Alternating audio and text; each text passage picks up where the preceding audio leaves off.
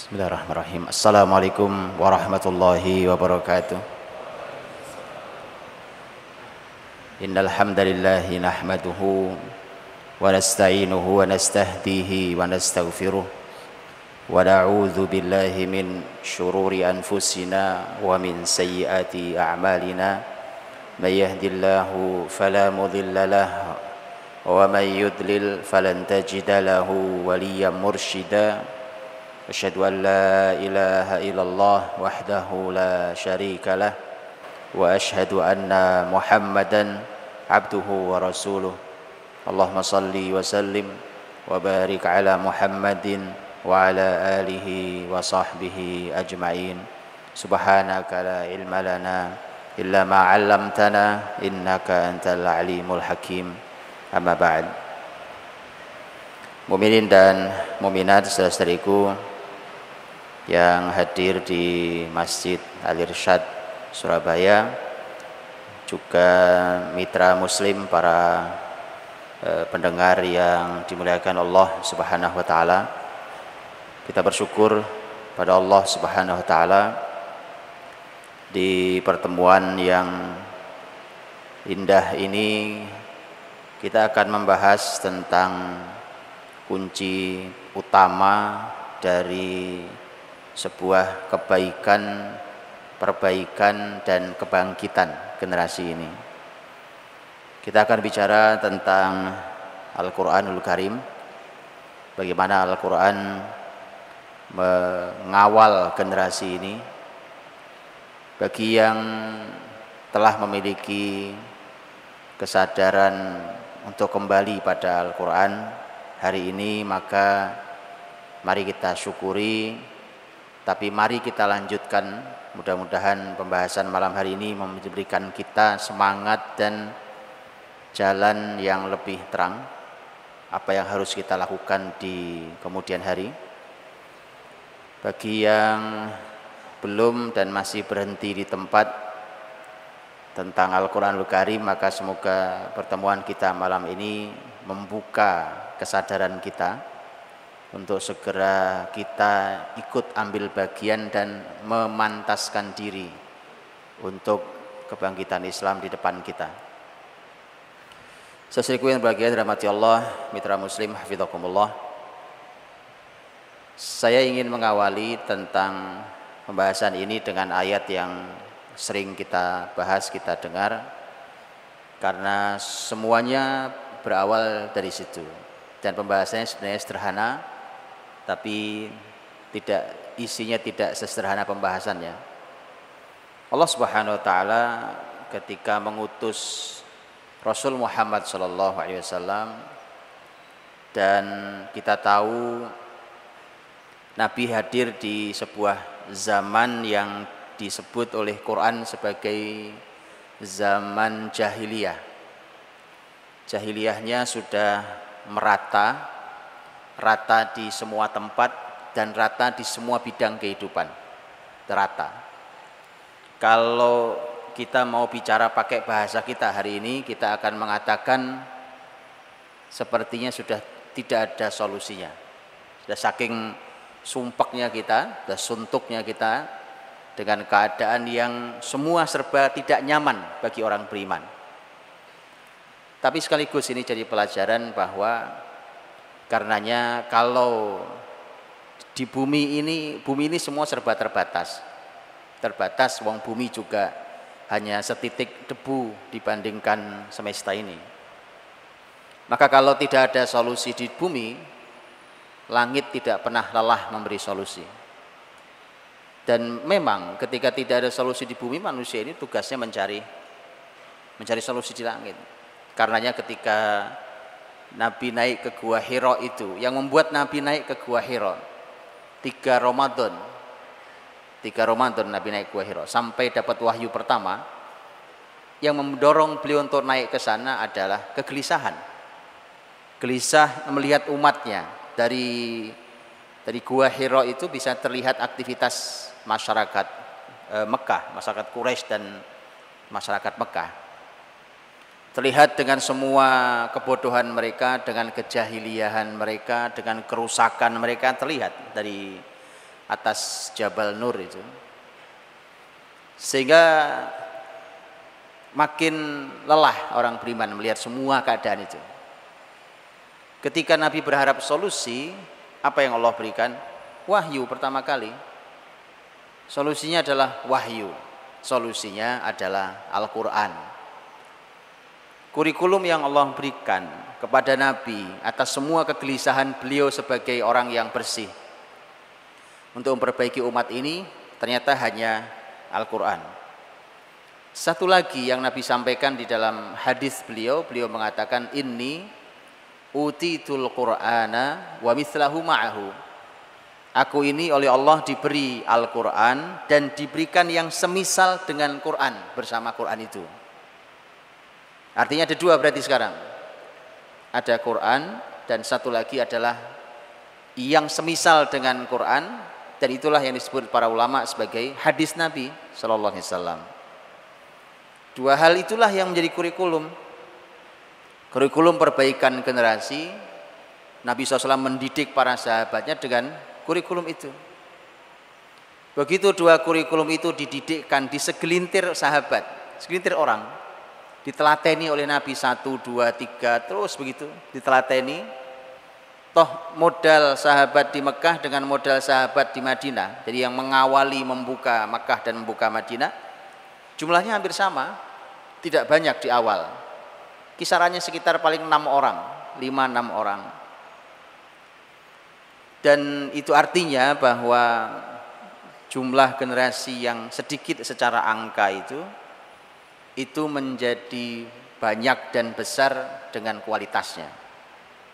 Dan kualitas generasi itu adalah kualitas dengan Al-Quranul Karim. Saudaraku yang dirahmati Allah, mitra muslim yang berbahagia, kita akan coba untuk melihat bagaimana Quran itu supaya nanti kita tahu apa yang harus kita lakukan. Dan itu yang paling penting. Apa yang dilakukan Quran terhadap generasi itu yang dididikkan oleh Nabi SAW, dipanggil satu-satu didik oleh Quran. Nabi tidak punya kurikulum lain. Cuma 2 tadi itu. Bukan antum tidak boleh belajar kurikulum lain, bukan. Kurikulum lain itu sepanjang dia adalah jelmaan dari 2 kurikulum itu, justru itu hasilnya yang harus dipelajari. Yang menjadi masalah kan ketika kita belajar semua ilmu, berbagai ilmu dipelajari, yang 2 kita lewatkan.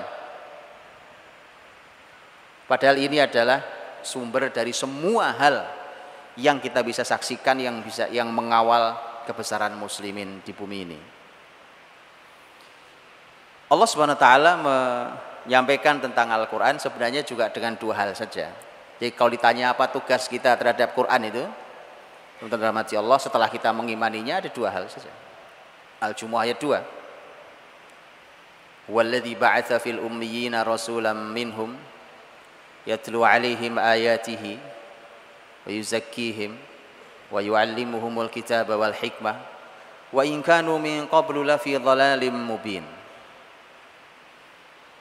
Dialah Allah yang telah mengutus di masyarakat yang ummi, buta huruf.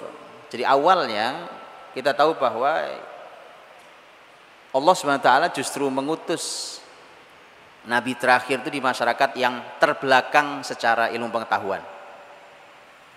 Teman-teman bisa membayangkan masyarakat yang buta huruf, kita saja hari ini memerangi buta huruf. Itulah keadaannya, jadi sudah jahiliyah buta huruf pula. Jadi tugasnya luar biasa. Dan kita semua tahu nanti bagaimana Al-Quran mampu mengangkat masyarakat yang serendah itu menjadi pemimpin bumi. Masyarakat yang ummi, seorang rasul, Allah utus seorang rasul dari mereka, yang tugasnya adalah membacakan bagi mereka ayat-ayat Allah, mensucikan mereka, mengajarkan ilmu Alkitab dan mengajarkan ilmu Al-Hikmah. Dahulu mereka dalam kesesatan yang nyata. Itu Al-Jumu'ah ayat 2. Kalau Anda gabungkan dengan Al-Baqarah 151, maka ada tambahan yang menarik di ujung kalimatnya. Ya, ada tambahan yang menarik di ujung kalimatnya. Allah Subhanahu wa taala berfirman, "Kama arsalna fikum rasulam minkum yatlu 'alaikum ayatina wa yuzakkikum wa yu'allimukumul kitaba wal hikmah wa yu'allimukum ma lam takunu ta'lamun." Tugasnya Rasul sama, sesuai dengan yang di surat Al-Jumu'ah tadi ada 4 tadi. Cuma di dalam Al-Baqarah ini ketambahan 1. Bukan tugas Rasul, tetapi Allah memberikan bonusnya.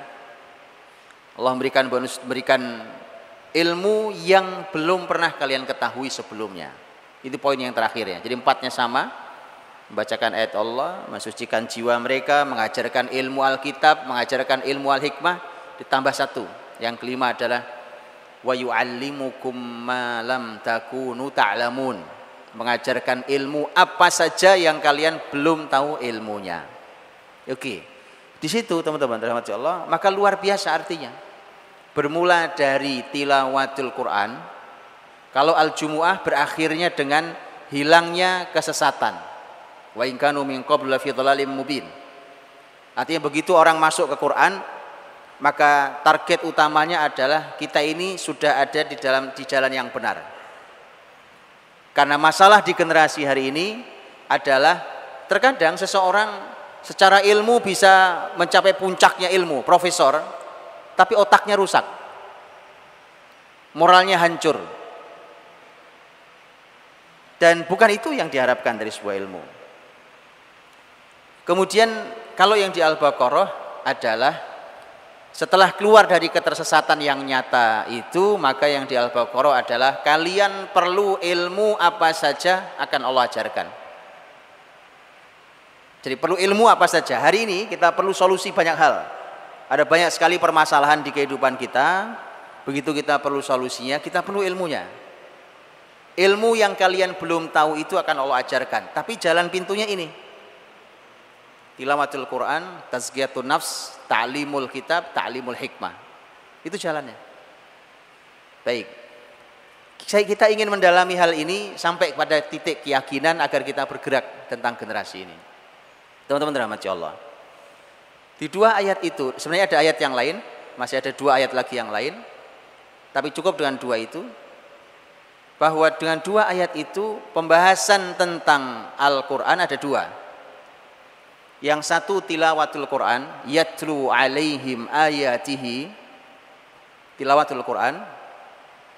Yang kedua adalah wa yu'allimuhumul kitab. Yang pertama membacakan Al-Quran kepada mereka, pada anak kita, generasi kita. Yang kedua mengajarkan kepada mereka ilmu Alkitab. Itu 2. Jadi sebenarnya cuma 2 itu tugas kita terhadap Quran itu. Setelah kita imani, kita masuk ke dalamnya dengan 2 cara. 1 tilawatul Quran, yang kedua belajar ilmu Al-Quran. 2 inilah yang mau saya dalami pada malam hari ini. Sampai nanti kita sampai pada titik, semoga sampai pada titik sebuah keyakinan, dan keyakinan itu sangat cukup untuk kita masuk ke dalamnya. Sesuai dengan rahmati Allah SWT. Tilawatil Quran itu membaca Al-Quran. Ayatnya bunyinya yatlu alaihim. Jadi Nabi yang membacakan pada mereka. Yatlu alaihim. Jadi dibacakan pada mereka. Jadi kalau kata ala alaihim, kata ala itu sebenarnya dari posisinya atas, betul ya? Kata ala itu artinya di atas. Yatlu alaihim, jadi membacakan atas mereka. Jadi kita duduk begini seperti diguyur air dari atas dengan ayat-ayat Allah SWT. Begitu aktivitas rutinnya. Membacakan ayat, jadi yang membacakan adalah gurunya, membacakan kepada murid-muridnya ayat. Karena saking seringnya dibaca, maka sang murid pun bisa membaca. Di awal membacanya adalah dengan meniru bacaan gurunya. Tetapi ketika mereka sudah berpisah antara guru dan murid, muridnya bisa membaca sendiri tanpa gurunya. Padahal di zaman Nabi tidak ada mushaf Quran seperti kita hari ini. Tidak ada mushaf yang kita bawa, apalagi aplikasi Quran hari ini tidak ada misalnya. Itu artinya terkandung di dalam kata tilawah ada hafal Al-Quran. Jadi kalau teman-teman mau bertanya tentang di mana adanya menghafal, di dalam kata tilawah. Karenanya dahulu literatur kata tilawah di bahasa Arab di awal-awal dahulu, arti tilawah artinya bukan cuma membaca. Kalau membaca, bayangan kita buka mushaf, sekarang kita baca, nggak perlu hafal. Sampai hari ini sebenarnya masyarakat Arab masih menggunakan bahasa itu. Kalau pakai mushaf, dibuka mushafnya, itu artinya adalah ini qiraah atau tilawah dengan mushaf. Tapi kalau membacanya dengan menghafal, itu namanya juga tilawah, tapi tilawah ghaiban. Tilawah tapi mushafnya nggak ada. Karena sebenarnya, tanyakan pada para penghafal Quran itu sebenarnya baca, Pak. Cuma mushafnya tadinya di luar kepala dia, dimasukkan di kepalanya. Makanya dia tahu persis. Sehingga ada orang-orang yang mampu memotret posisi ayatnya di sebelah mana. Ada yang mampu memotret ayatnya nomor berapa. Ada yang mampu memotret bahkan ada di halaman berapa. Itu dengan mushaf itu. Kasih membaca. Begitu persis kayak kita. Begitu selesai satu halaman, dia selesai, dia buka halamannya. Itu orang yang lagi membaca Quran menghafal itu, atau imam umpamanya, itu juga kebuka juga itu. Kebuka. Makanya ketika lupa itu gelap isinya, nggak ada tulisannya. Karenanya betul persis membaca. Jadi karenanya kata menghafal itu terkandung di dalam kata tilawah.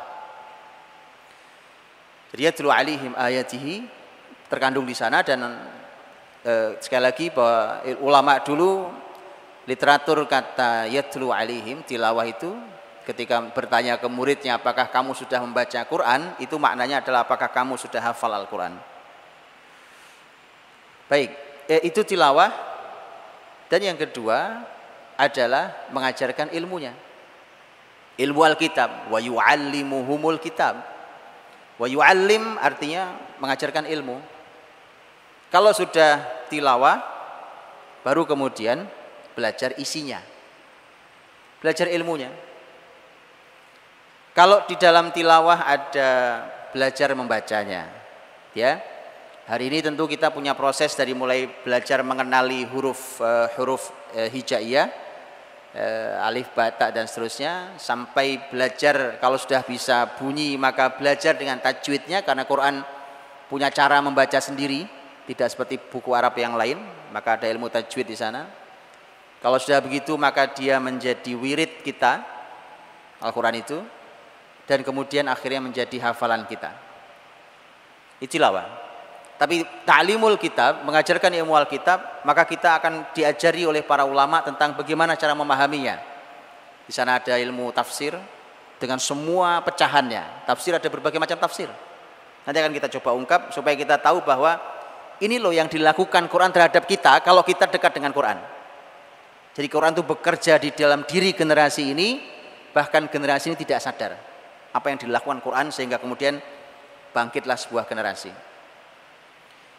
Ada tafsirnya, ada tadaburnya, itu bicara tentang masalah isi. Teman-teman dirahmati Allah SWT. Ada dua hal itu yang kita ingin pelajari, dan saya ingin masuk dari yang pertama, dari mulai tilawah itu. Al-Quranul Karim itu memang kata Quran sendiri, Al-Quran sendiri, akar katanya kan qoro'a, betul ya? Maka satu dia inline dengan kata pertama yang dikenalkan oleh Allah pada Rasulnya, Iqra, bacalah. Maka itu artinya begini. Coba lihat, zaman Nabi ketika bacalah, tidak ada yang bisa dibaca zaman dulu. Karena tidak ada buku. Artinya zaman itu apalagi masyarakat buta huruf, tidak ada buku. Jadi ketika disuruh membaca, apa yang dibaca? Yang dibaca pertama kali adalah Al-Quranul Karim. Karenanya harus Al-Quran dibaca dulu. Jangan sampai kita sudah membaca apa saja tapi belum membaca Al-Quranul Karim. Hari ini buku banyak, kita baca buku apa saja tapi kita belum membaca Al-Quranul Karim. Kata-kata Al-Quran itu artinya adalah sebuah bacaan yang terus diulang-ulang.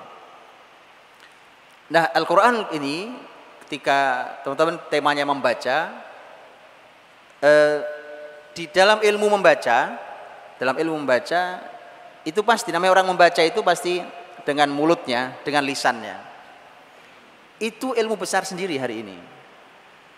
Namanya orang belajar membaca itu dari mulai mengenal huruf hijaiyah. Huruf hijaiyah itu karakter di dalam huruf bahasa Quran. Kita semua tahu, teman-teman yang belajar tajwid tahu bahwa ada makharijul huruf umpamanya. Huruf itu keluarnya dari sebelah mana? Ada yang di ujung bibir sini sampai di tenggorokan sampai ke sini, gitu ya. Jadi mulut ini penuh dengan huruf, mulut kita ini. Dan kalau mau baca Quran dengan benar, maka dari mana huruf itu keluar, ya harus dari situ dikeluarkan, tidak boleh dari tempat lain. Maka itu dipelajari, jadi harus sangat detail. Maka yang baru belajar tajwid pertama-tama itu suka mijitin mulutnya, Pak. Karena pegel dia. Sudah berkali-kali salah terus, berhenti dulu. Ya, suruh mangap-mangap dulu sama mulutnya. Subhanallah, teman-teman, itu baru makharijul huruf. Belum lagi tema sifatul huruf. Punya sifat huruf itu. Ya kan, ada huruf yang sifatnya memang di sini. Ada yang huruf sifatnya mendesis. Ada desisnya. Teman-teman, itu saja ya, itu ternyata memiliki manfaat yang luar biasa hari ini. Dari situ saja. Umpamanya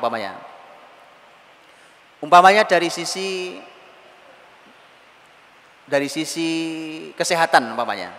Kesehatan. Subhanallah, teman-teman rahmati Allah. Kesehatan, lihatlah, saya pernah bincang dengan seorang ahli kesehatan, dia menjelaskan supaya saya mudah paham karena saya tidak paham ilmunya tentang kesehatan. Dia jelaskan dengan mudah ke saya. Dia lihat, dia katakan, coba lihat Bang, itu dokter, itu kalau la qadarullah terjadi serangan jantung gitu, itu salah satunya adalah diletakkan obat di bawah lidahnya, disuruh nekan dengan lidahnya, gitu ya. Kenapa di situ tempatnya? Kenapa di situ tempatnya? Kenapa di situ? Dan dia harus tekan dengan lidahnya itu, obat ditekan dengan lidahnya. Karena tadi, bayangkan orang baca Quran itu, ini sebenarnya menantang teman-teman yang senang dengan dunia kesehatan. Nantangin antum supaya antum melakukan sesuatu. Saya sebenarnya menduga sesuatu cuma karena saya tidak tahu ilmunya dalam hal ini. Bahwa dengan kalau kita membaca Quran itu kan ada yang lidah kemana, ada yang nempel kemana, ada yang menekan kemana, ada yang ke atas, ada yang ke bawah, ke samping, sampai ke sini segala terus ya. Itu bayangkan itu, dan bayangkan itu dilakukan setiap hari bagi seorang muslim. Karakter Quran, karakter surat-surat Quran beda-beda, betul ya? Ada karakter surat Quran itu yang huruf-hurufnya cenderung ringan-ringan. Ada yang cenderung hurufnya berat-berat. Karakter surat. Maka saya menduga, wallahu alam, ini perlu para peneliti hebat seperti antum semuanya. Ayo bergerak dengan Quran ini. Bahwa saya menduga jangan-jangan kalau Anda teliti dengan serius, kita akan menemukan orang kalau sakit apa, Anda sering-sering membaca surat ini, Pak. Kenapa? Ilmiahnya karena karakter huruf-hurufnya dia lebih banyak menekan saraf bagian mana, begitu? Betul? Perlu orang-orang luar biasa Quran ini. Kalau dari itu saja, itu artinya orang banyak tilawah itu artinya Allah inginkan umat ini sehat. Ini kalau mau bicara kesehatan, Allah inginkan umat ini sehat. Oh iya, karena bisa kita bayangkan kan, tugas muslimin ini sebumi, Pak. Tugas muslimin ini sebumi. Kalau musliminnya sakit-sakitan kan repot. Makanya Nabi Muhammad itu tidak sering sakit. Kalau nabinya sering sakit, terus kapan sampainya risalah ini? Padahal beliau harus melakukan perjalanan bisa sangat jauh. Di usia tua beliau untuk sebuah jihad perlu fisik yang sangat prima. Gitu ya, semoga Allah berikan kesehatan untuk kita semuanya. Nah, saudara dirahmati Allah, itu contohnya. Itu baru cara bacanya. Kita belum bicara tentang isi. Ini baru cara bahasa. Begitu nanti kita membaca, mengulang, maka akan punya hafalan kita. Gampang begini gampangnya. Al-Fatihah, alhamdulillah kita semua hafal Al-Fatihah. Atau mau dalam keadaan konsentrasi, dalam keadaan tidak konsentrasi, bahkan tidur, ngigo, itu baca Al-Fatihah bener. Itu Al-Fatihah. Kenapa? Saking seringnya diulang. Jadi sebenarnya gampang. Menghafal Quran itu juga sama. Kaidah penghafal Quran hanya karena sering mengulangnya. Surat Yasin, mengapa orang Indonesia hafal? Nah, diulang terus. Surat itu. Jadi hafal. Karena dia sering mengulang, dia menjadi hafal. Dia letakkanlah Quran itu di dalam otaknya, dalam kepalanya. Ini otak kita ini, Pak, isinya saraf-saraf yang ini makhluk Allah yang luar biasa, Pak. Tanyakan ke teman-teman ahli saraf ya, di dunia kedokteran. Salah satu kedokteran yang memang perlu konsentrasi yang luar biasa adalah yang ahli neurologi, ya kan? Ahli saraf. Dia harus kecil-kecil kayak batik gitu kan. Apalagi kalau sampai harus bedah saraf tuh.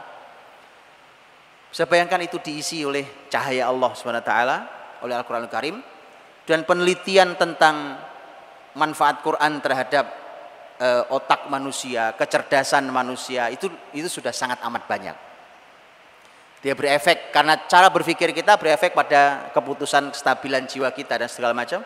Itu juga dalam Al-Quran disebutkan juga sangat banyak sekali, dan sudah disebutkan sangat banyak juga oleh banyak penelitian para ilmuwan hari ini. Nah, saudaraku dirahmati Allah, para mitra muslim, hafizakumullah. Ketika kita melihat tentang tema bacaan, di sana juga nanti kita akan mendapatkan, ini sebagiannya akan masuk diisi, yaitu dari sisi bahasa. Nah, yang dibaca, ya kita bacakan bahasa Arab. Al-Quran itu bahasa Arab. Makanya kemudian kitab suci, kalau teman-teman pinjamlah umpamanya minjam Injil punya teman-teman Nasrani gitu ya, teman-teman pinjam Injil. Itu tidak ada bahasa aslinya. Betul ya? Kalau bahasa Indonesia ya bahasa Indonesia, kalau bahasa Jawa ya Injil bahasa Jawa gitu. Tapi kalau Quran tidak boleh. Quran itu harus ada bahasa Arabnya. Kalau mau diterjemah ke bahasa apapun, letakkan di sampingnya atau di bawahnya. Kan begitu. Dan yang kita baca yang itu. Kalau ini untuk memahaminya. Artinya kemudian, begitu orang membaca sesuatu yang tidak dipahaminya, kan nggak paham. Tidak paham. Kemudian lahirlah anak-anak penghafal Al-Quran itu. Makanya Imam Ibnu Jauzi rahimahullah ta'ala di muqaddimah buku beliau Al-Hath ala talab al-hifdzil ilm, perintah untuk menghafal ilmu, beliau mengatakan di muqaddimahnya bahwa dahulu mengapa masyarakat Bani Israel menyembah Uzair.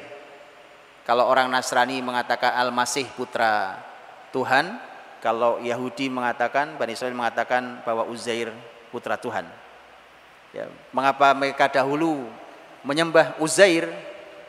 Itu kata Imam Ibnu Jauzi, karena Uzair itu anak kecil, anak-anak yang di usia anak-anaknya dialah satu-satunya orang yang hafal Taurat. Yang lain gak ada yang hafal Taurat. Bahkan pemimpin agama mereka tidak hafal Taurat. Ini ada anak kecil hafal Taurat. Kemudian mereka kaget dan mereka mengatakan, kok bisa anak kecil hafal Taurat? Maka itu diduga kuat karena ahli ilmu saja tidak hafal Taurat. Ini kok ada anak kecil hafal Taurat, maka pasti dia anaknya Tuhan yang menurunkan Taurat ini. Maka disembahlah dia sebagai anak Tuhan. Bisa kebayang apa tidak? Kalau orang Bani Israel yang dulu nyembah Uzair hidup zaman sekarang, ya, maka mereka akan kaget. Loh, kita ini berarti banyak sekali anak Tuhan hari ini. Karena Al-Quranul Karim dihafal sama anak kecil-kecil. Tapi itu ternyata benar. Kalimat itu oleh Nabi disampaikan. Penghafal Quran itu oleh Nabi disebut sebagai ahlullahi wa khassatuh. Ahlullah artinya keluarganya Allah. Betul tak? Cuma tidak untuk disembah. Di literatur bahasa Nabi pun adalah ahlullah keluarganya Allah wa khassatuh dan orang-orang khususnya. Bismillah, alhamdulillah, wassalatu wassalamu ala rasulillah wa ba'd. Saudaraku yang dimuliakan Allah subhanahu wa ta'ala, para pendengar mitra muslim yang dimuliakan Allah, kita masuki yang poin kedua dengan yang sudah kita bahas tadi dengan tema bahasa, karena ini tema besar sendiri, yaitu kalau tadi bicara tilawah, ini bicara isi ilmunya. Dan nanti kita lihat apa yang dilakukan Quran di tubuh generasi ini. Ketika sudah akrab dengan tilawahnya, dan tilawah itu adalah salah satu fungsinya adalah untuk masuk ke tema tazkiyah, pensucian jiwa. Orang ketika rajin baca Quran, maka dia mensucikan jiwanya. Begitu dia belajar ilmu Alkitab dengan suci jiwa itu, maka ilmu itu bermanfaat dan imannya semakin nambah. Dan ilmu Al-Quran, teman-teman dirahmati Allah, itu sebenarnya diringkas dengan satu poin temanya, yaitu katanya itu artinya mukjizat. Kata mukjizat itulah yang sesungguhnya dahsyat luar biasa dari sejak tilawah sampai isinya. Dan para ahli ilmu membahas tentang memang di mana mukjizatnya Quran itu. Di sebelah mana ada mukjizatnya. Dan setiap zaman, subhanallah, setiap zaman Allah menghadirkan mukjizat Quran yang baru yang tidak ada di zaman sebelumnya. Luar biasa. Saya berikan contoh di zaman kita hari ini. Karena tema mukjizat, karena mukjizat itu dihadirkan Allah fungsinya untuk i'jaz. I'jaz dari kata ajiz. Ajiz itu arti aslinya adalah lemah. I'jaz itu artinya melemahkan. Mukjizat itu artinya adalah sesuatu yang melemahkan. Jadi mukjizat itu dihadirkan Allah fungsi memang untuk melemahkan musuhnya. Memang itu fungsinya. Maka kalau Quran disebut mukjizat terbesar Nabi Muhammad SAW, maka Quran ini dengan semua hal, dari mulai tilawah sampai ilmunya, itu mampu melemahkan siapapun orang-orang yang memusuhinya. Coba sekarang lihat umpamanya, dan kita ini adalah, kita tahu tentang teori mukjizat. Mukjizat itu Allah hadirkan untuk melemahkan sesuatu yang paling dikagumi oleh masyarakat di zamannya. Karenanya ketika masyarakat Fir'aun itu sangat kagum dengan tema sihir, tukang sihir banyak di mana-mana, Fir'aun dikelilingi oleh ribuan tukang sihir, maka mukjizat Nabi Musa itu model-modelnya kayak yang dipahami oleh tukang sihir, tapi tukang sihir tahu bahwa itu bukan sihir. Itu mukjizat. Ketika zaman Nabi Isa alaihissalam, masyarakatnya lagi gandrung dengan dunia kedokteran, maka Allah hadirkan mukjizat Nabi Isa itu seperti kedokteran, tapi dokter tahu itu bukan dunia kedokteran, gitu ya. Karena kan kita tahu mukjizat Nabi Isa, bisa orang buta bisa melek kembali, penyakit yang tak disembuhkan bisa disembuhkan dengan izin Allah SWT. Quran, dari sekian banyak mukjizat Nabi Muhammad, ketika Quran disebut yang terbesar, itu ketika Quran ini hidup dari mulai zaman Rasul sampai zaman nanti, maka artinya di setiap zaman dengan kebanggaan zaman masing-masing itu dilemahkan dan bisa dikalahkan oleh Al-Quran. Hanya itu memerlukan para ahli Quran untuk memunculkannya. Saya berikan contoh. Hari ini lagi ramai dibahas di dunia kemukjizatan Al-Quran yang disebut dengan al-i'jaz ar-raqmi atau al-adadi, kemukjizatan angka dalam Quran. Itu sekarang sedang baru tumbuh sebenarnya. Ya belum terlalu lama ilmunya. Dia usianya masih belum terlalu lama, belum, hitungannya mungkin baru puluhan tahun, dan belum matang. Belum matang itu artinya dia sedang merambah terus naik, tapi masih sangat banyak pertanyaan yang belum bisa dijawab. Tapi yang pasti dari sejak awal bahwa ini mengagumkan. Semua ini kalau kita sebut kebetulan, semuanya serba kebetulan, tidak ada yang kebetulan. Karena ini mukjizat. Para ilmuwan Islam mulai menghitung banyak hal dalam Quran. Dan ternyata Quran itu kalau dihitung pakai angka, Pak, itu ternyata susunan angka-angka yang sangat presisi. Yang sangat detail dan tidak ada yang meleset. Luar biasa angka-angka itu. Hanya kemudian ketika angka itu tersusun, umpamanya Dr. Abdul Daim Al-Kahil, contohnya, Karena bahkan beliau punya sudah lama, beliau punya web, itu webnya kahil7 angka 7.com. Kenapa muncul 7 itu karena beliau menulis buku judulnya Isyraqat Raqam Sab'ah fil Qur'anil Karim, tentang angka 7 dalam Quran. Itu sudah lama buku ini. Buku ini yang mendapatkan penghargaan Dubai Internasional untuk kategori Al-Qur'anul Karim. Dan memang beliau keahliannya bukan tafsir. Beliau ini keahliannya beliau ini seingat saya orang teknik. Orang teknik, maka dia akrab dengan angka gitu. Kemudian dia meneliti sekian tahun lamanya angka 7 dalam Quran. Kalau dibuka bukunya, teman-teman, dan itu buku diuji oleh para ahli ilmu Islam dari berbagai macam keahlian, dari mulai ahli tafsir. Kenapa? Karena memang untuk memahami Quran tidak asal orang nemu angka terus dikotak-atik sendiri, ya itu namanya otak-atik namanya. Tapi ada ilmu tafsir, pakem, kawaid, kaidah-kaidahnya tidak boleh dilanggar. Maka dicek dulu oleh para ahli tafsir, benar nggak caramu menyimpulkan itu, mengambilnya. Begitu sudah benar, dicek oleh para ahli yang lain, termasuk ahli matematika. Dan buku itu mendapatkan penghargaan di Dubai Internasional kategori Al-Qur'anul Karim. Ini ilmuwan Suriah. Teman-teman dirahmati Allah. Jadi angka itu di buku itu kalau teman-teman buka, itu akan sangat banyak deretan angka. Angka itu banyak jumlahnya, itu deretan-deretan angka. Dari hasil beliau melihat Quran, kemudian muncul dengan perkalian, dengan pembagian, dengan apa segala macam. Yang muncul di pertanyaan saya adalah, ini deretan angka ini mestinya menghasilkan sesuatu, cuma belum. Bahwa ini adalah apa, kita tidak tahu. Ini perlu generasi, mungkin kalau tidak kita, satu generasi lagi, untuk tahu ini apa ini deretan angka ini apa ini. Itu baru muncul di zaman kita sekarang. Sebelumnya tidak ada ilmuwan zaman dahulu, para ulama tafsir zaman dulu, zaman Tobari, zaman Ibnu Katsir, zaman yang kita kenal. Hari ini mulai masif dibahas tentang tema itu. Mengapa? Karena hari ini zaman yang orang terkagum-kagumnya dengan angka. Semua hal diangkakan, betul?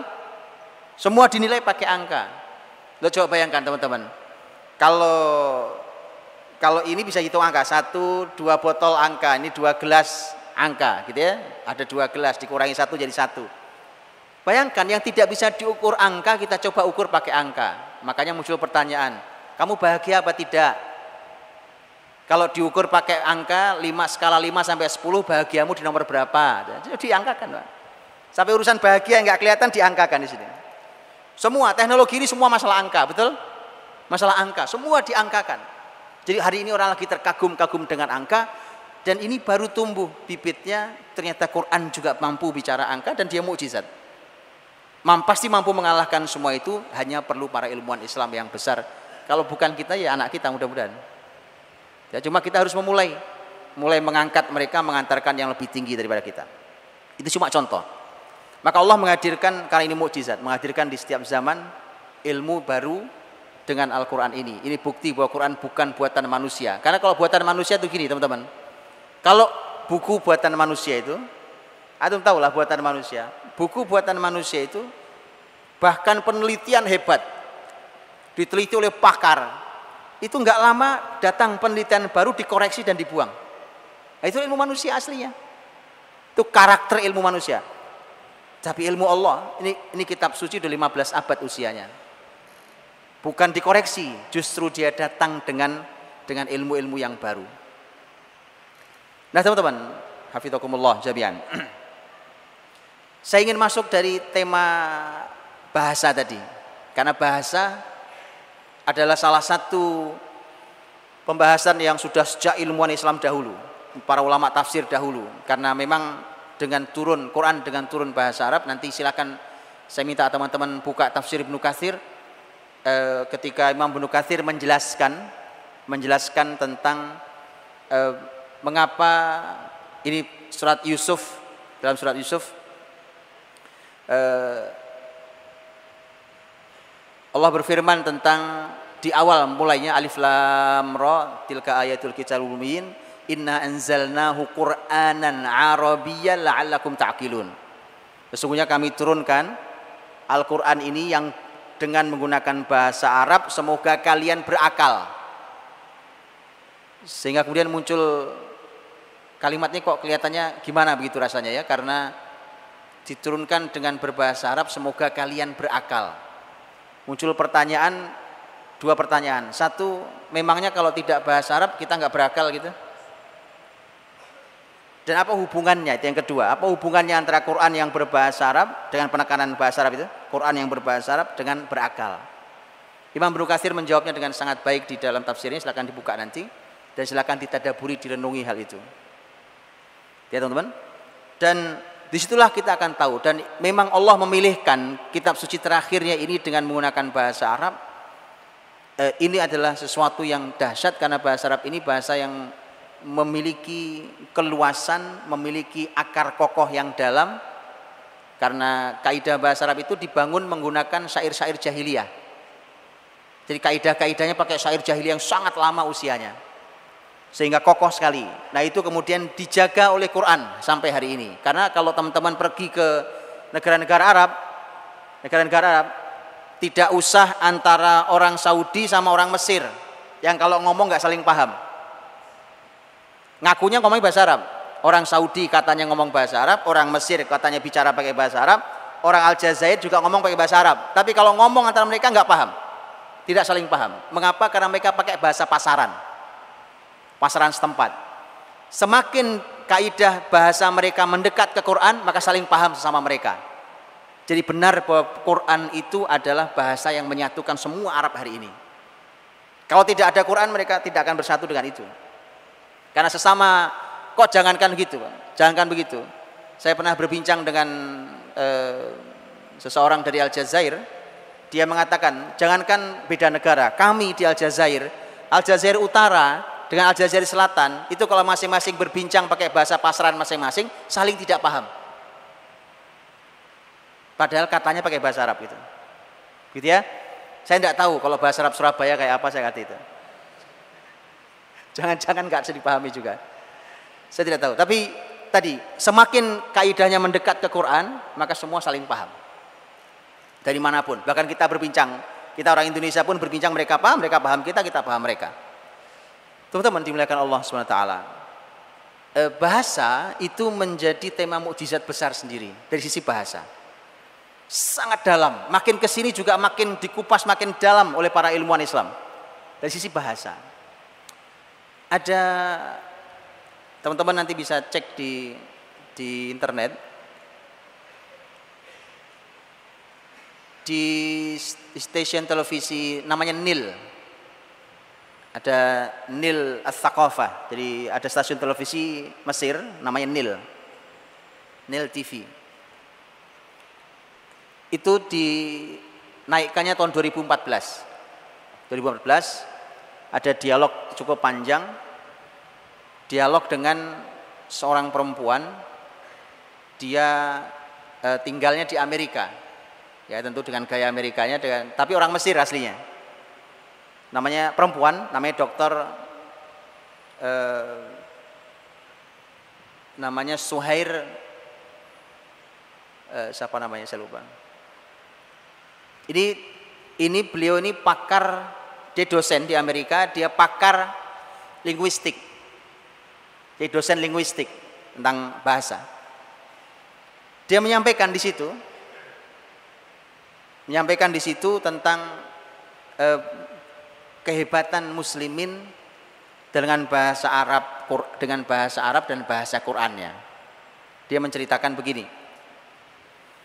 Anak-anak di Amerika, kata dia, anak-anak di Amerika itu ketika mereka masuk sekolah, anggap umur 3 tahun gitu ya, umur 3 tahun, mereka sudah menguasai sekitar 16.000 kosakata dalam kosakata harian bahasa mereka.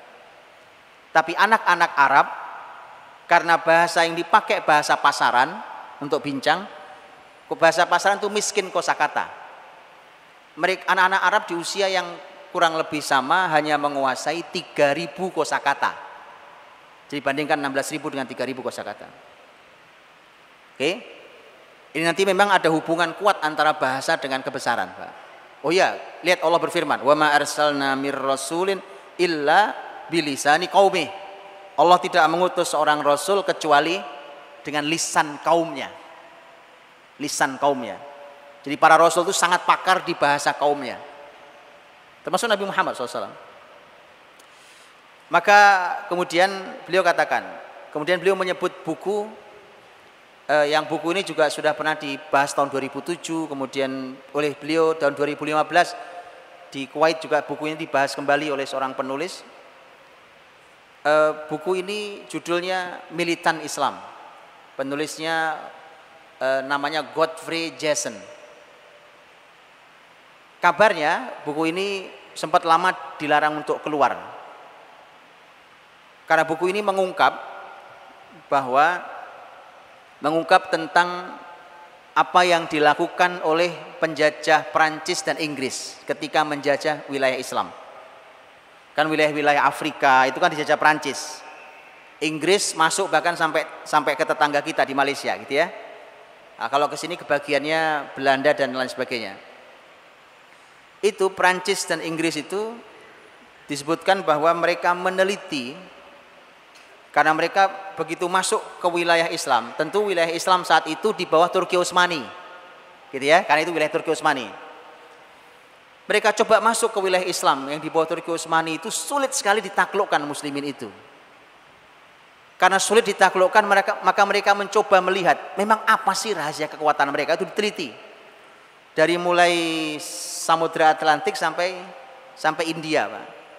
Disebutkan begitu penelitiannya. Sepanjang itu diteliti untuk dilihat apa kelebihannya muslimin ini sebenarnya. Kenapa susah sekali ditaklukkannya.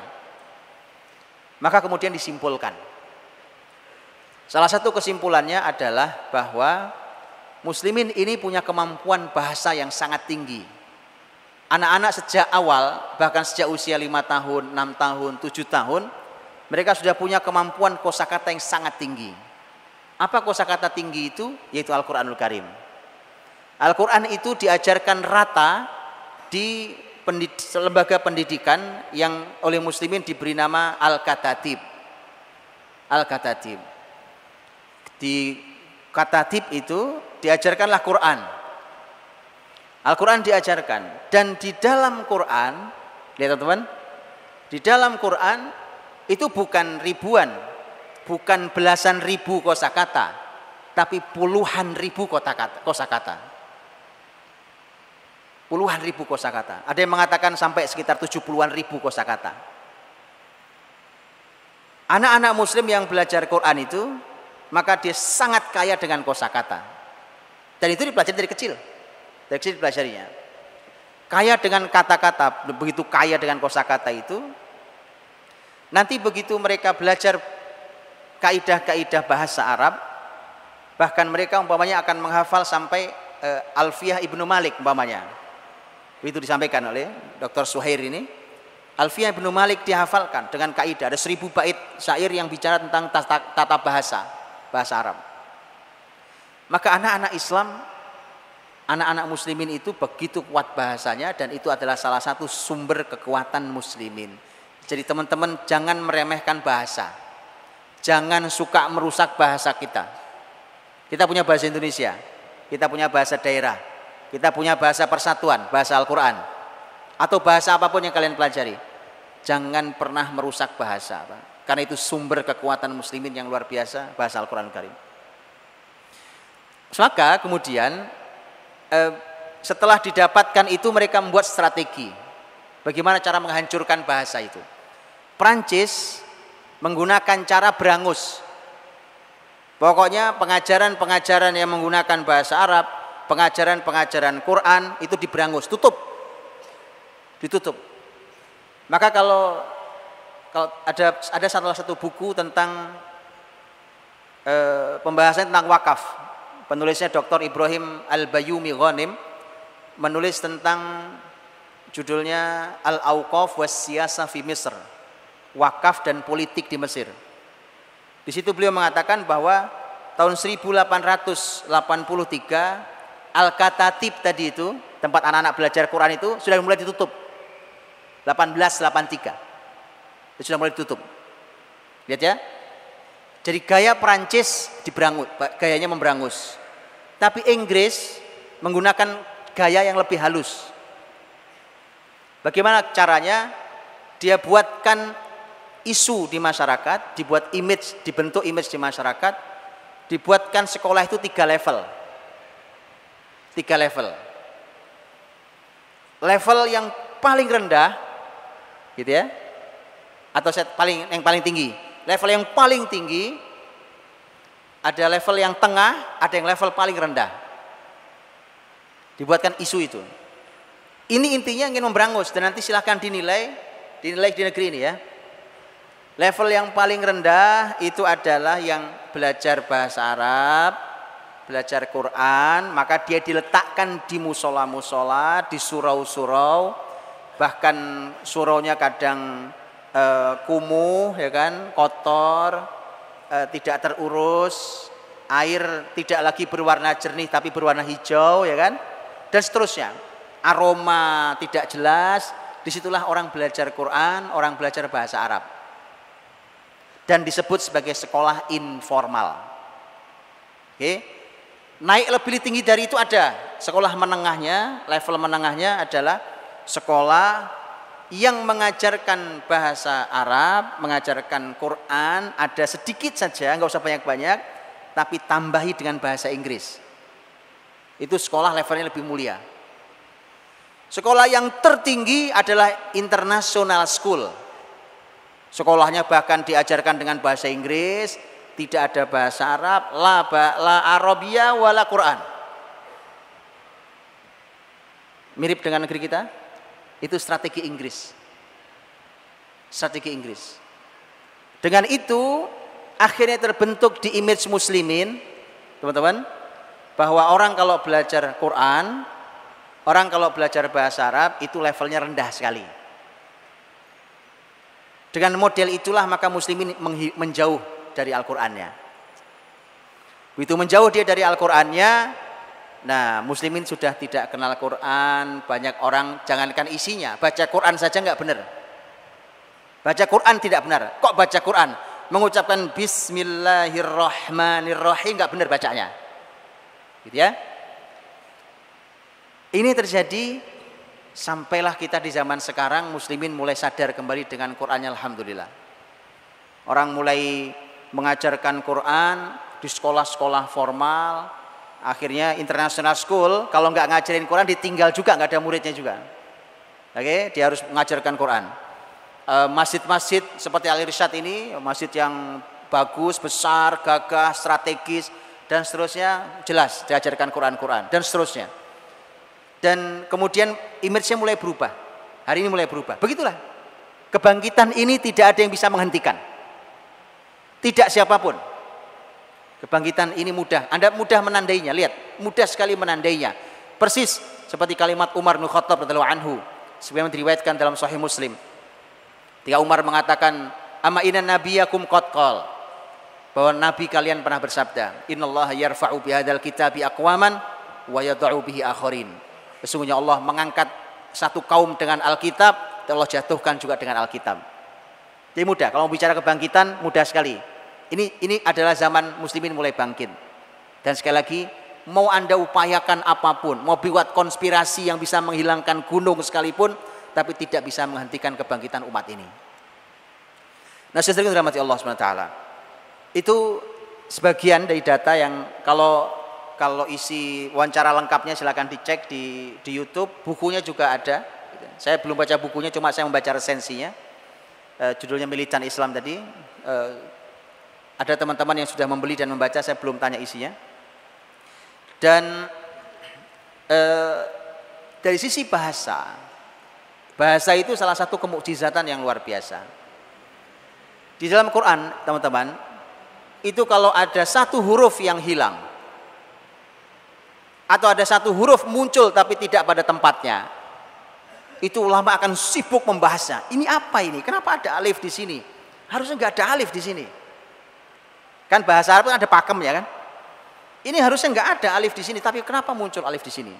Ulama itu berpikir keras untuk mendapatkannya. Begitu mereka mendapatkannya, itu terkadang mengungkap sebuah ilmu yang sangat besar. Atau tadi kehilangan huruf. Loh, kemana hurufnya? Harusnya ada nih.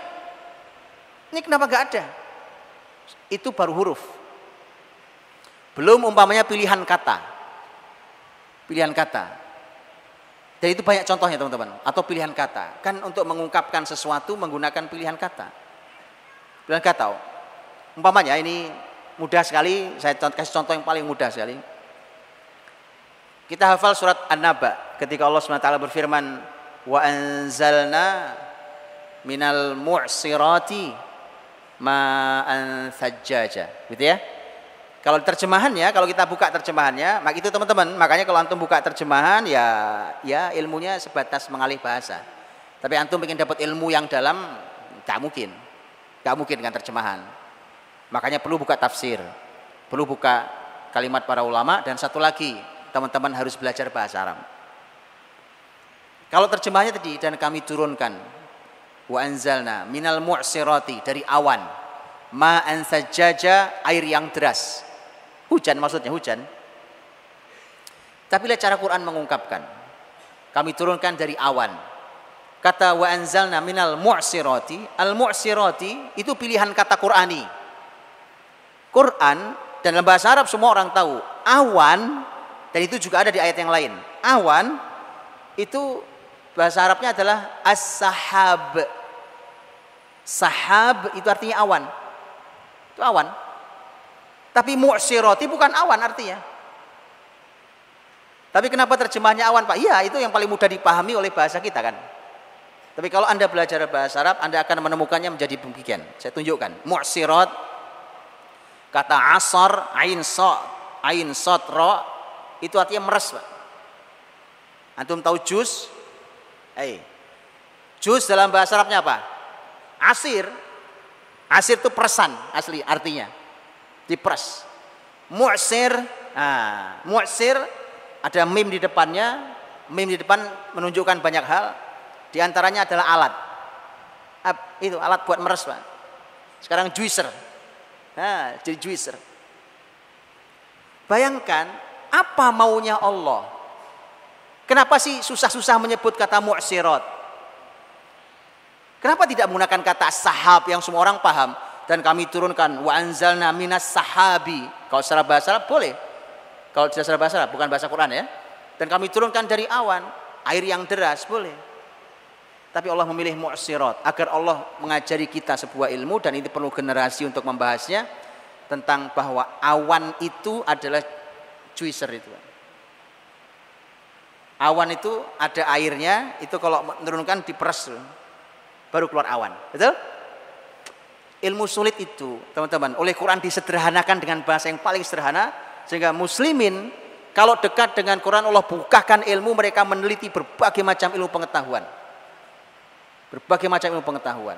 Itu perlu orang yang akrab begitu. Itu al-mu'sirat. Contoh lain di dalam juz 30. Juz 30 lebih akrab karena banyak yang hafal.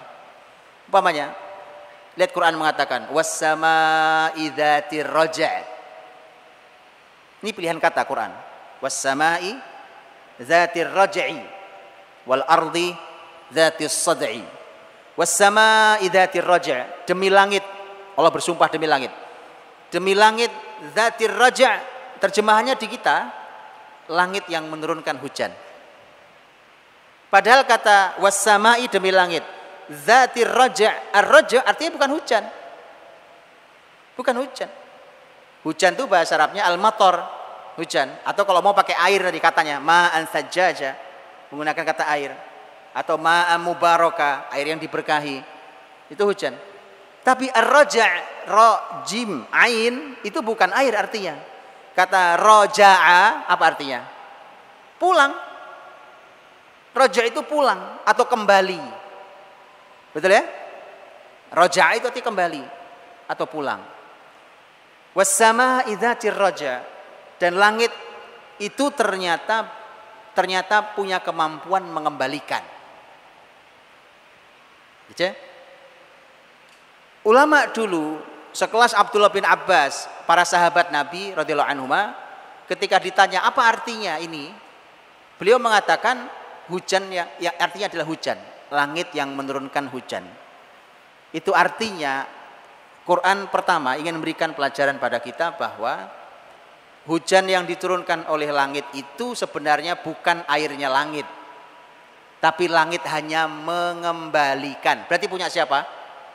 Itulah kenapa kita belajar teori hujan, dari mana sumbernya, betul ya? Quran menyebut raja. Tapi yang kedua, mengapa Quran tidak menggunakan kata hujan, tapi menggunakan kata kembali? Karena dengan ilmu pengetahuan yang kita teliti hari ini, ternyata yang dikembalikan oleh langit bukan hanya hujan. Saya bisa nelpon pakai apa, Pak? Sinyalnya itu pakai. Suaranya kemana posisinya? Saya orang di seberang benua saya bisa telepon dari sini, betul? Bagaimana ceritanya? Jadi semua yang ini kita kirimkan ke sana dikembalikan lagi, kirim ke sana balikin lagi, Pak. Jadi ada banyak hal yang dikembalikan oleh langit. Itulah mengapa Allah memilihkan kosakata bukan hujan. Itu baru pilihan kosakata. Belum susunan kata-kata, belum susunan kalimat. Ini baru bahasa, belum susunan kalimat, gitu ya. Salah satu yang fenomenal tentang bahasa, dan ini diteliti sangat lama dan menyebabkan masuk Islamnya. Seorang ahli ilmuwan besar yang disebut, memiliki sebutan pakar ilmu-ilmu seputar Firaun. Karena sangat lama dia meneliti dan kemudian berita yang benar, karena beliau ini sempat memutuskan untuk menyembunyikan keislamannya supaya hasil penelitian dia didengar dulu oleh masyarakat Eropa. Karena masyarakat Eropa itu bahwa sejujur-jujurnya mereka, gitu ya, yang mengajari kita agar kita ini amanah ilmiah, tapi kalau sudah Islam yang ngomong tutup kuping mereka. Mau seilmiah apapun, ya, oh iya, tutup kuping mereka. Sudah berapa lama sampai sekarang nggak digubris, Pak? Sudah berapa lama ilmuwan-ilmuwan Islam menunjukkan ketika bicara tentang Mekah, garis lintang yang melewati Mekah itu.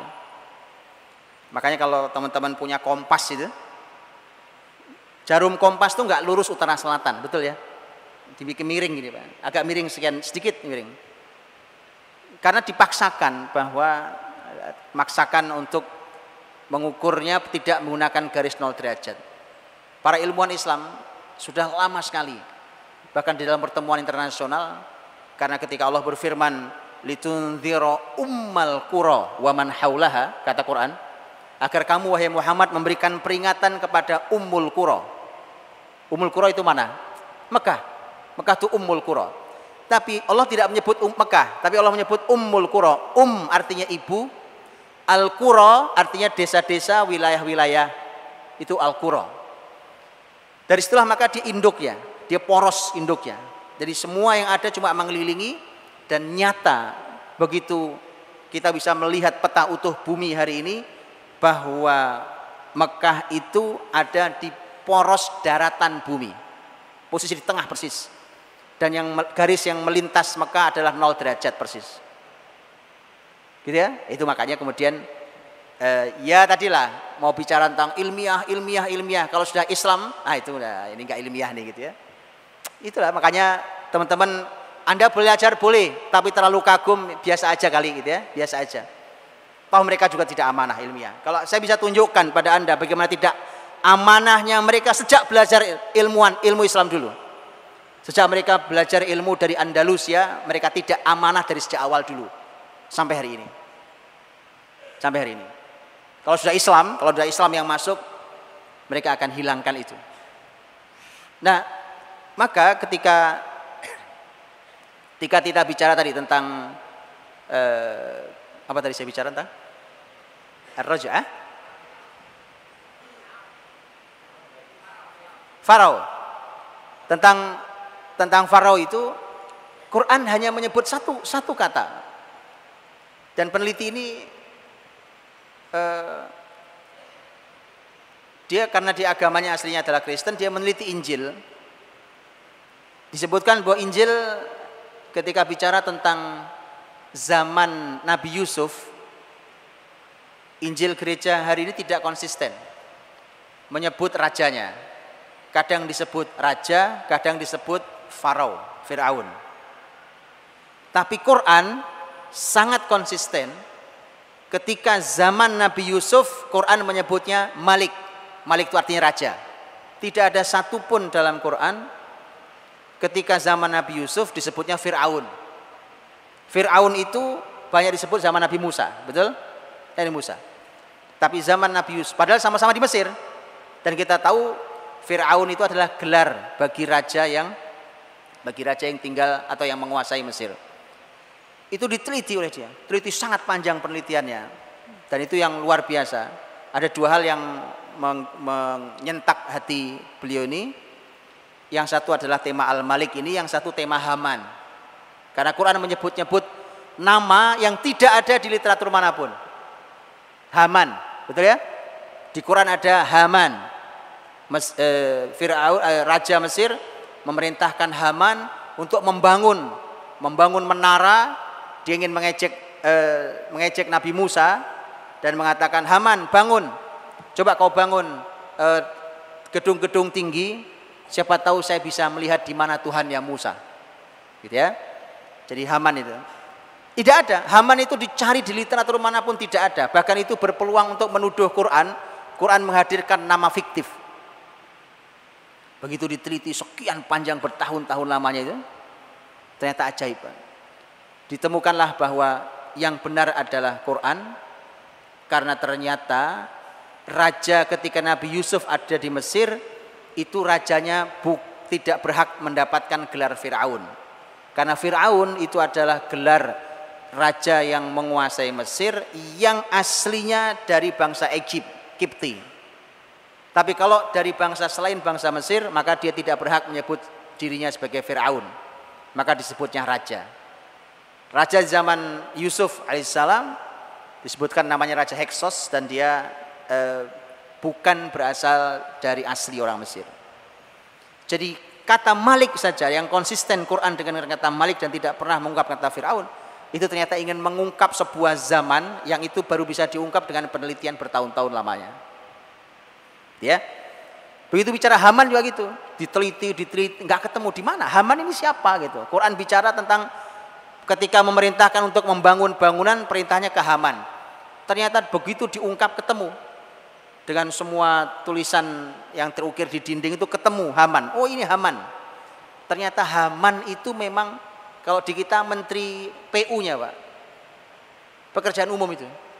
Pantas dia disuruh bangun sama Fir'aun tuh. Kerjaan bangun ke Haman. Jadi teman-teman dirahmati Allah, satu kata dalam Quran itu bisa mengungkap dan perlu diungkap, bahkan bisa bertahun-tahun lamanya. Bayangkan generasi akrab dengan Quran dan mengenali semua karakter ini. Kalau babnya cuma pinter doang mah pasti pinter, Pak.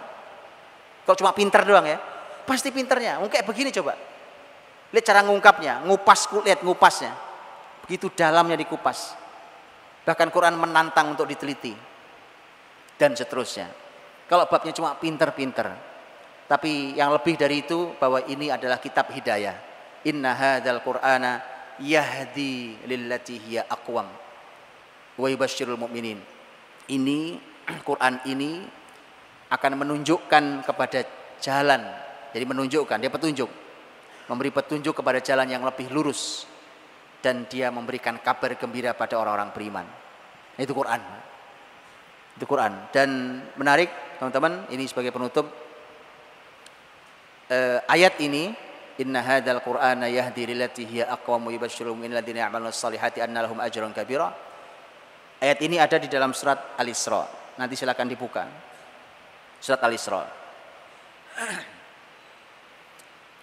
Kalau dibuka surat Al-Isra, itu susunannya menarik, Pak.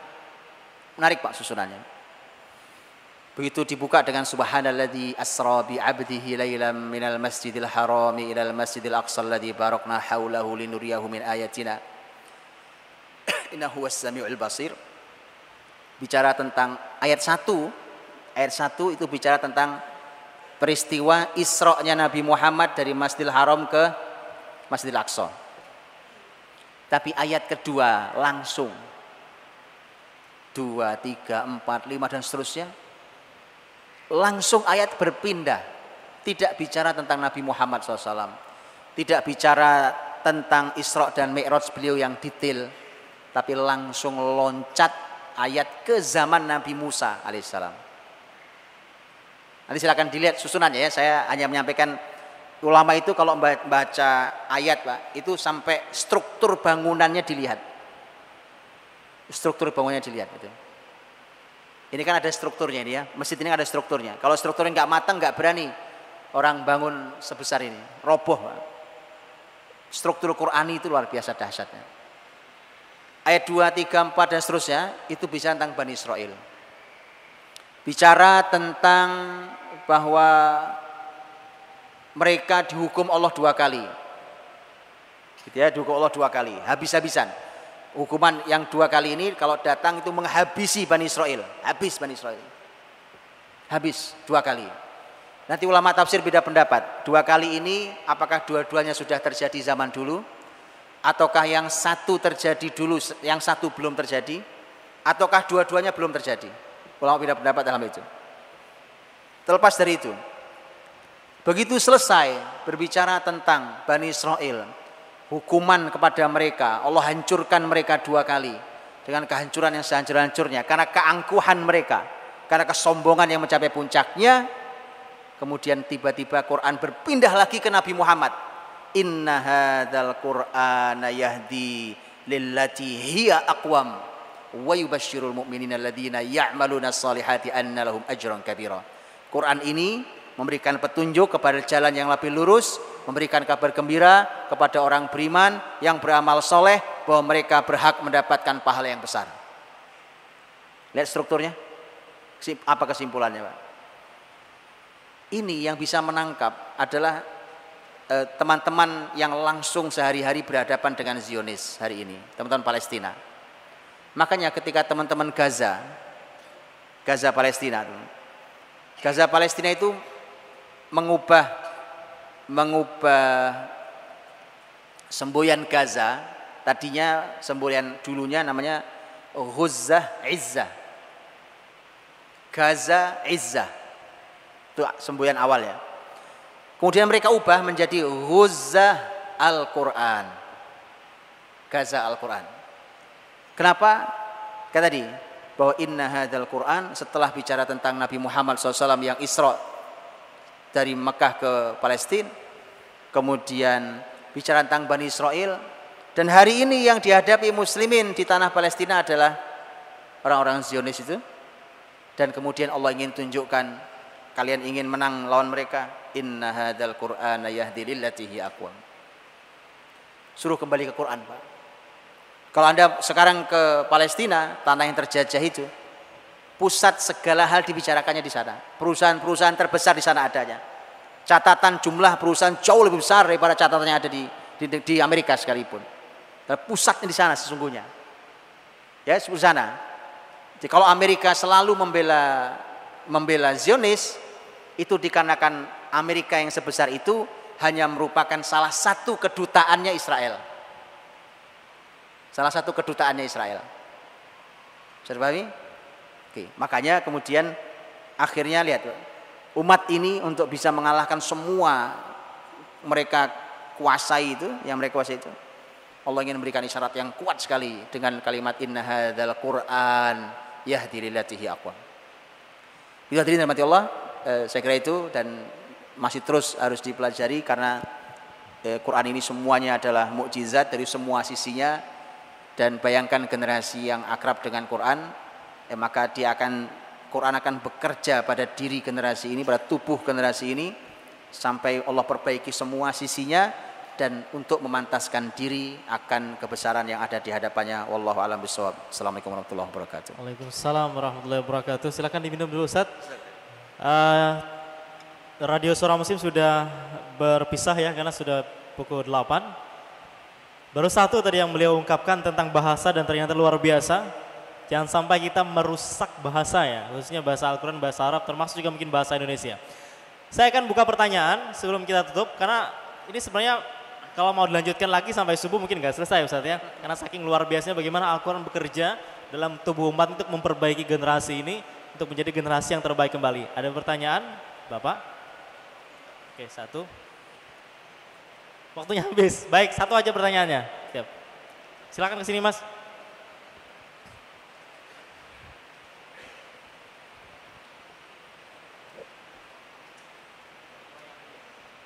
Assalamualaikum warahmatullahi wabarakatuh.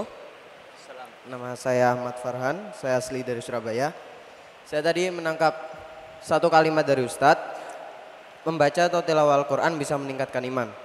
Sekarang kan sedang ngetrennya pemuda-pemuda yang berhijrah.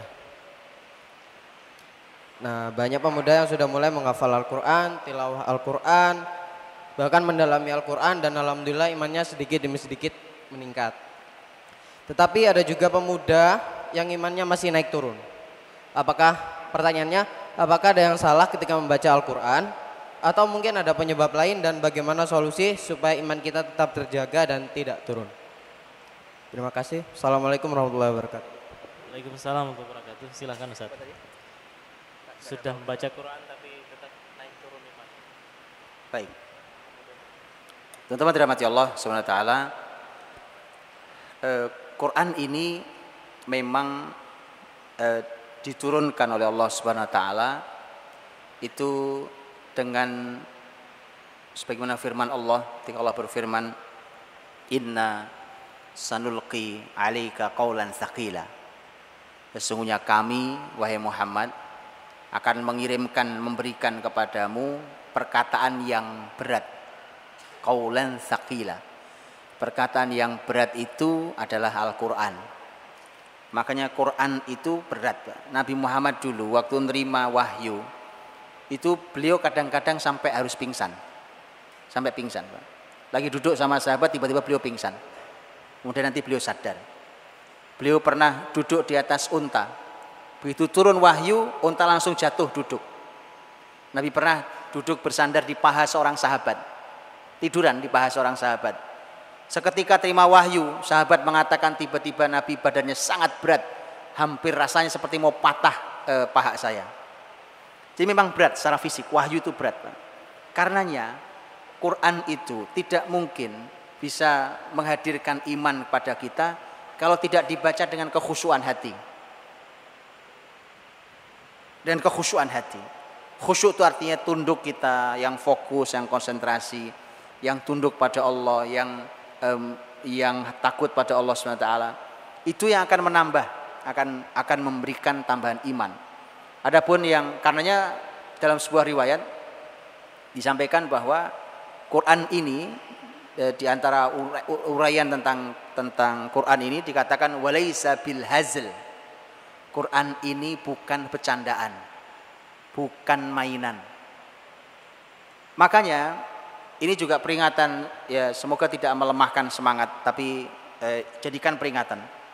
Rasul menyampaikan bahwa akhir zaman itu Quran akan kembali banyak dibaca, tetapi mereka membaca Quran itu bukan dengan kekhusyuan, tetapi sebenarnya ingin nyanyi dengan Quran. Tahu nyanyi dengan Quran? Kalau nyanyi itu ya indah-indahan suara. Ya, itu sudah Nabi peringatkan. Bahkan kata Nabi SAW, akhir zaman itu salah satu tandanya adalah tidaklah seseorang didorong jadi imam kecuali agar dia menyanyikan Quran saat sholat itu. Apa maksudnya? Cuma yang diukur cuma keindahannya, tidak ada khusyuknya, tidak ada kesahduannya, tidak ada bagaimana dulu Nabi dan para sahabat sholat. Mereka nikmati bahkan cuma satu ayat, dinikmati betul. Kadang kalau bahagia mereka bahagia, kalau mereka nangis harus menangis, dan seterusnya. Itu begitulah. Ayat itu harus membawa hati kita. Kita bawa hati kita ketika membaca Al-Quran, dan bukan untuk dinyanyikan. Ini pelajaran teman-teman. Ya, silakan mengindahkan suara itu perintah juga. Ya zayyinul Quran bi aswatikum. Hadis sahih. Nabi mengatakan hiasi Quran dengan suara indah kalian. Tapi bukan hanya suara indah. Nanti kalau cuma indah-indahan suara, nanti nyanyi, Pak. Nyanyi dengan Quran. Yang ada adalah Quran ini untuk dia supaya hadir maka nikmati. Karenanya para sahabat mengatakan bahwa kalian qiyamul lail dengan satu ayat yang ditadaburi sepanjang malam lebih baik daripada sekian banyak ayat dibaca. Makanya dahulu salafus soleh kalau qiyamul lail mereka kadang-kadang cuma satu ayat diulang-ulang dibacaannya. Karena ada kenikmatan. Umar bin Khattab radhiyallahu anhu melewati rumahnya Aisyah radhiyallahu anha. Didengarnya Aisyah sedang qiyamul lail di malam hari. Kemudian membaca ayat dalam surat Yusuf. Innama ashku bathi wa huzni ilallah. Sesungguhnya aku mengadukan semua masalah dan semua keluhanku ini hanya pada Allah. Terdengar isak tangisnya. Umar lewat. Kemudian ada urusan. Begitu balik lagi yang dibaca masih ayat yang sama. Masih dengan tangis yang sama. Nikmati. Itulah Quran. Kalau mau nambah imannya, bawa hatinya. Bukan hanya indah di lidah kita, tidak melewati tenggorokan kita. Wallahu ta'ala a'lam bishawab. Terima kasih Ustadz, dan sebelum kita terima kasih Mas, tadi waktunya sudah habis. Insyaallah akan dilanjutkan bulan yang akan datang bersama Ustadz Asep Sobari, dan mohon dipimpin untuk berdoa Ustadz. Sesungguhnya dirahmati Allah, mitra muslim hafizakumullah jami'an, kita tutup dengan doa semoga Allah Subhanahu wa taala berikan kepada kita kecintaan kita pada Al-Quranul Karim, dan semoga Quran ini dijadikan sebagai cahaya hati kita, sebagai musim semi jiwa kita, sebagai solusi atas semua permasalahan kita. Allahumma shalli wa sallim wa barik ala sayyidina Muhammadin wa ala alihi wa sahbihi ajma'in walhamdulillahi rabbil alamin. Hamdan yuwafi ni'amahu wa yukafi'u mazidah, ya Rabbana lakal hamd wa lakal syukru kama yanbaghi li jalali wajhika wa 'azimi sultanik. Allahumma inna abduk wa banu abdik wa banu imaik nawasina biyadik madin fina hukmuk adlun fina qada'uk nas'aluka Allahumma bikulli ismin huwa lak samaita bihi nafsak aw anzaltahu fi kitabik aw 'allamtahu ahadan min khalqik wa ista'tharta bihi fi ilmil ghaibi 'indak an taj'ala al-Qur'ana al-'azima rabi'a qulubina wa nura sudurina wa jalaa ahzanina wa dhahaba ghumumina wa humumina. Allahumma la sahla illa ma ja'altahu sahla wa anta taj'alul hazna idza syi'ta sahla. Rabbi yassir wa la tu'assir, Rabbi tammim bil khair. Allahumma arinal haqqa haqqa warzuqna ittiba'ah wa arinal batila batila warzuqna ijtinabah. Allahumma la tusallit alaina man la yakhafuka fina wa la yarhamuna. Rabbana atina fid dunya hasanah wa fil akhirati hasanah wa qina adzaban nar.